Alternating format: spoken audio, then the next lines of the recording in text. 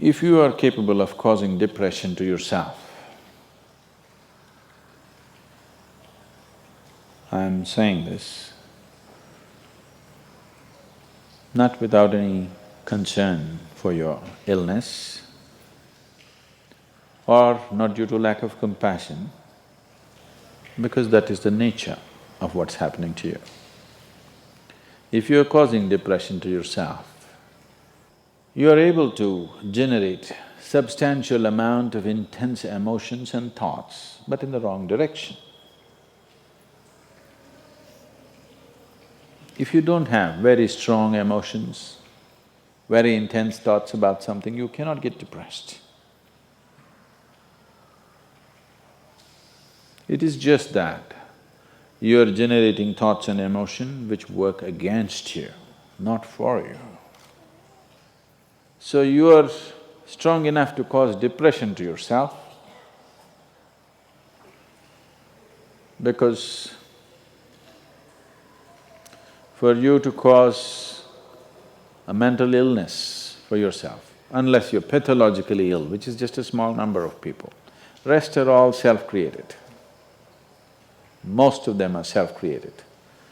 A few are pathologically ill, they cannot help it. It just comes from within because of genetic and other factors. Almost everybody here,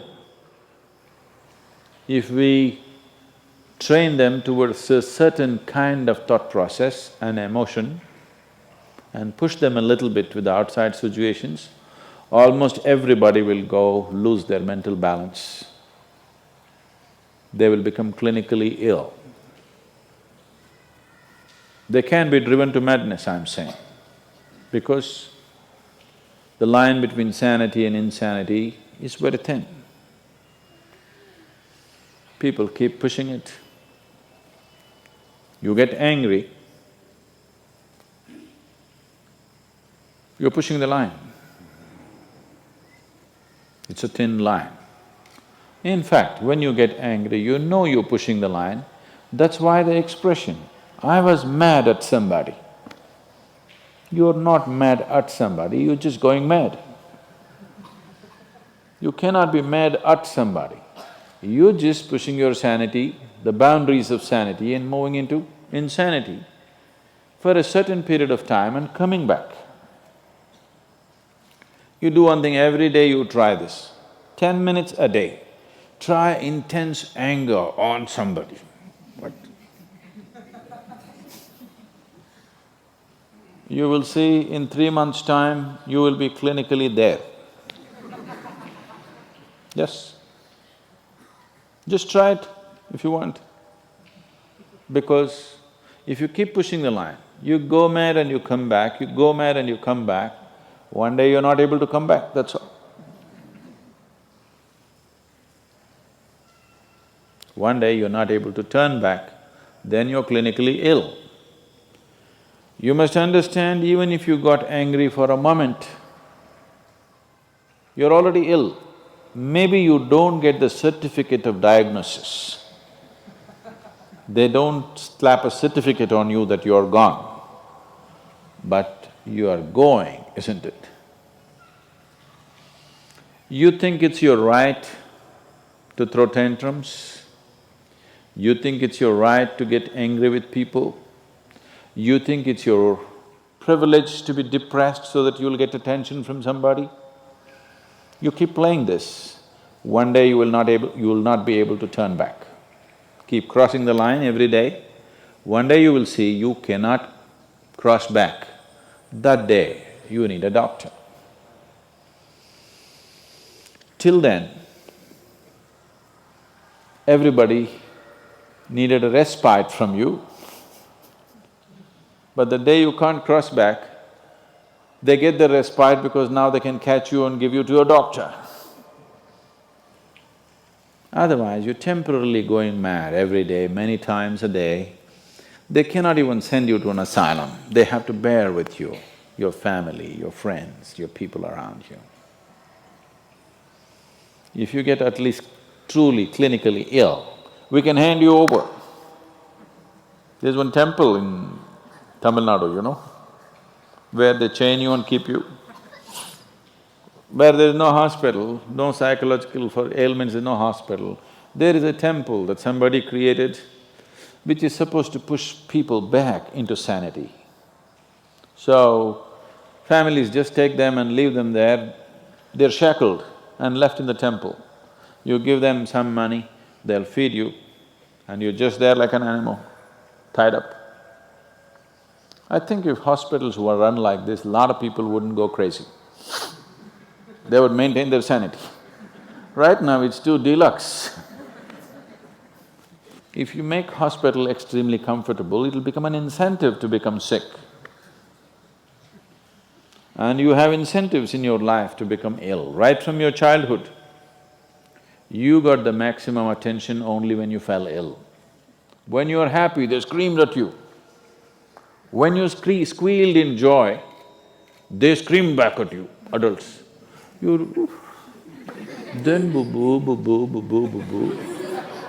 When you are a child, physical illness is good because you'll get attention from your mother and father and everybody around you, and you don't have to go to school on that day. So you learn the art of falling physically ill. But once you get married, you learn the art of becoming mentally ill. Because if you want to get attention, you go sit in a corner, act depressed, people will pay attention to you. So you keep playing this game, one day you're not able to cross the line back. That day you're clinically ill. Unfortunately,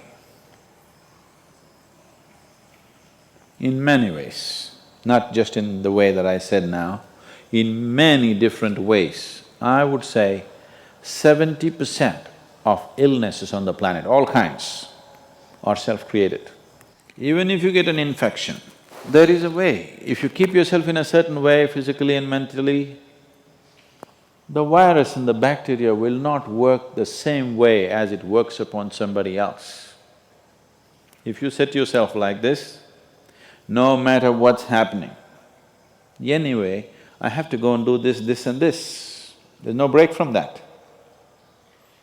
The last 29 years, I have not been able to cancel one program because I'm running temperature, I got a cold, I got this, I got that. It doesn't matter what's happening, what you have to do, you anyway have to do. You can't turn back on that. Either out of your commitment or you have a boss like that. One way or the other, if it happens, then you will see, you will not at all fall sick so often. Because if you have temperature, you still have to go. If it's summer, you still go, right? Now, a lot of people don't go. It's a little hot outside, they don't go and work. Little cold outside, they don't go and work. A little raining, they won't go and work. A snowflake, they will not go and work. This is just weather. So for every change in weather, if you have the comfort of covering yourself in a blanket and lying down, once you create that, your body will learn to fall sick as often as possible. If you just keep it this way, it doesn't matter what it is, anyway I have to go and do what I have to do, you will see your body will just bounce back as quickly as possible, even if it gets the worst kind of infections.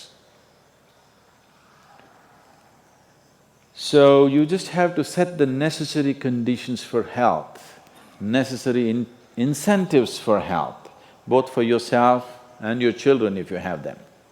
Do not set incentives for sickness. The child is sick, observe him from a distance, never go cuddle him. He knows that's the worst time of his life and he knows he has to get well soon. And give him the best attention when he is joyful. You will see he naturally learns from within. His very chemistry will learn that it pays to be joyful, it doesn't pay to be sick. If you make this very clear to your own biology, to your own chemistry and to everybody around you, you will see people will not fall sick as often as they are right now. So set that up for yourself. You will see you will get healthy. If you can turn your mind this way, you can also turn it this way. I want you to understand this. No, I'm like this because my father abused me when I was 7 years of age. If you know all that bullshit, you can as well turn yourself around, isn't it? It's time. You must understand, mentally, physiologically, chemically, energy-wise, you must clearly understand it doesn't pay to be sick, unhappy, depressed. It doesn't pay. To be joyful and ecstatic, it pays. If you make this clear to all these people inside, they will all behave properly.